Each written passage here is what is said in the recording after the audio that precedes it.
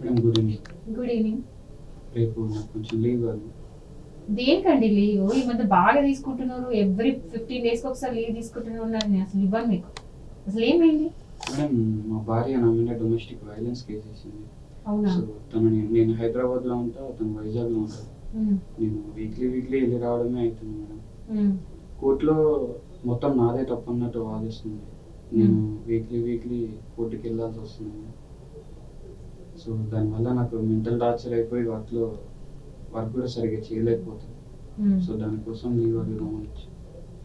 సరే, ఫస్ట్ మీరు రిలాక్స్ కండి, మీకు చెప్తాను, కూర్చోండి. సో ఇంత ముందుకు ఆ పర్సన్ వచ్చి ఏం చెప్తున్నాడు, ఒక దగ్గర కేసు ఫైల్ అయిందంట, ఈయన మాత్రం ఉండేది వేరే దగ్గర. సో ప్రతి 15 డేస్కి ఒక్కసారో లేకపోతే weekly once, sometimes weekly once కూడా అడ్జస్ట్మెంట్ పడే ఛాన్సెస్ ఉన్నాయి ఒకవేళ ఎమర్జెన్సీ కేసెస్ అయితే.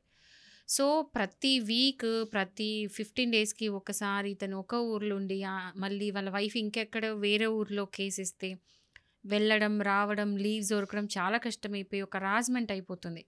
సో యాక్చువల్లీ దీనికి సొల్యూషన్ ఏంటంటే సుప్రీంకోర్టు రీసెంట్గా ఒక జడ్జ్మెంట్ పాస్ చేసింది ఒక కేసులో.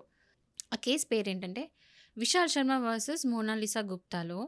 ఏంటంటే ఒకవేళ పర్సన్ వేరే ఊర్లో ఉంటాడు, అంటే హస్బెండ్ వేరేలో ఉంటాడు, వైఫ్ ఇంకో చోట కనుక కేసు ఫైల్ చేస్తే, సో ఆ పర్సన్ సెక్షన్ 205 ఆఫ్ సిఆర్పిసి ప్రకారం తన తరఫున ఒక అడ్వకేట్ని పెట్టుకొని అడ్వకేట్తో రిప్రజెంట్ చేయించుకోవచ్చు. తను ప్రతిసారి వెళ్ళి రిప్రజెంట్ చేయాల్సిన అవసరం లేదు.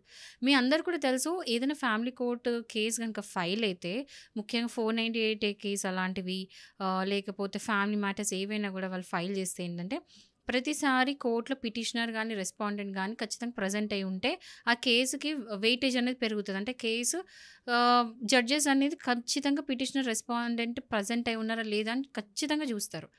సో అండ్ 498 కేసు వచ్చేసరికి ఏంటంటే క్రిమినల్ కేసు కాబట్టి పర్సన్ అంటే రెస్పాండెంట్ పర్సన్ ప్రజెన్స్ చాలా ఇంపార్టెంట్ ఉండాలి అంటారు.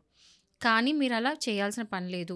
మీరు ఒక అడ్వకేట్ని పెట్టుకొని మీ తరఫున వాళ్ళని రిప్రజెంట్ చేయమని చెప్పి చేసుకోవచ్చు. ఎందుకు అంటే దీనికి రీజన్ ఏంటంటే 498A కేసు అనేది కంప్లీట్గా క్రిమినల్ కేసు కాదు, అది just quasi criminal case. Quasi criminal case ఏంటంటే సగం మాత్రమే క్రిమినల్ కేసు, కంప్లీట్గా క్రిమినల్ కేసు కాదు. దానికోసం పెద్ద అంటే ఏదో అవుతుందని చెప్పి ఇది అదని ఉండదు. పెద్ద క్రిమినల్ కేసెస్కి ట్రీట్ చేసినట్టు ఇది ట్రీట్ చేయరు. సో క్రిమినల్ కేసు అయినా కూడా బట్ ఇది క్వాసీ క్రిమినల్ కేసు కాబట్టి మీరు ఖచ్చితంగా కోర్టుకి వెళ్ళి అపియర్ కావాల్సిన పని లేదు.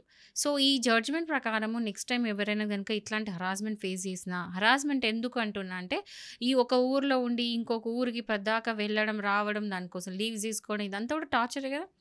సో అలాంటి ప్రాబ్లం లేకుండా మీరు ఒక అడ్వకేట్ని పెట్టుకొని మీ ఒకవేళ ఆల్రెడీ మీరు ఈ కేసులో ఆల్రెడీ ఇరుక్కొని ఉన్నా మీరు వెళ్ళి మీ అడ్వకేట్తో మాట్లాడుకోండి, ఇట్లా ఉందంట కదా, మరి నేను అలా చేయొచ్చా అని చెప్పేసి.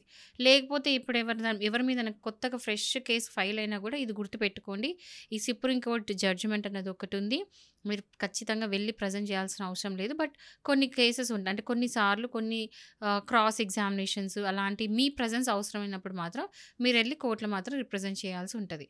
సో ఇప్పుడు ఇంతకుముందు పర్సన్ లాగా మీరు కూడా కష్టాల్లో ఉంటే మాత్రం ఈ వీడియో చూడండి అండ్ దీని అవేర్నెస్ పెంచుకోండి. మీకు లీగల్లో ఇంక ఇట్లాంటివి చాలా కూడా ఉంటాయి, అవన్నీ కూడా ఈ ఛానల్ ఫాలో అయితే మీకు నాలెడ్జ్ అనేది పెరుగుతుంది.